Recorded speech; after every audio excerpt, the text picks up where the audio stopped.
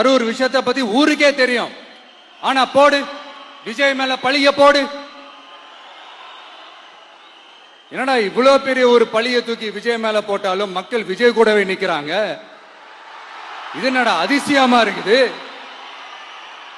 அப்படின்ட்டு அது ட்ரை பண்ணி பார்த்தாங்க. அந்த மக்கள் கிட்ட எடுபடல. சரி, அடுத்து வேற என்ன பண்ணலாம்? முடக்கு. ஜனநாயகனா முடக்கு.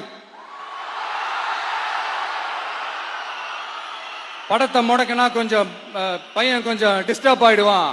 அதனால படத்தை முடக்கு. இது யாரு முடக்கினாங்கன்றது உங்களுக்கே தெரியும். அது நான் சொல்ல வேண்டிய அவசியம் உங்களுக்கு இல்ல. ஆனா இவனாடா இவன் படத்தை முடக்கினாலும் அவன் பாட்டுக்கு அதை கண்டுக்காம அவன் பாட்டுக்கு வேலையை பார்த்துட்டு போயிட்டே இருக்கான். அதுவும் எடுபடல.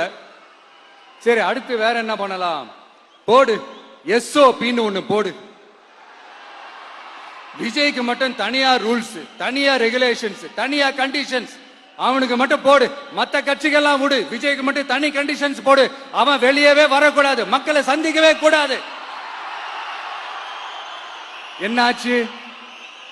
அதுவும் எடுபடல. சரி, அடுத்து வேற என்ன பண்ணலாம்?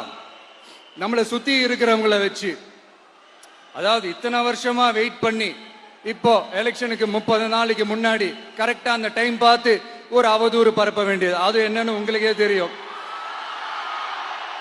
அதுவும் மக்கள் கிட்ட எடுபடல. அது மாதிரி எத்தனை சோதனைகள், எத்தனை வேதனைகள் நீங்க கொடுத்தாலும் இந்த திமுக நாளையோ இல்ல இந்த பாஜக நாளையோ இல்ல இந்த மற்ற பலர் நாளையோ இல்ல எந்த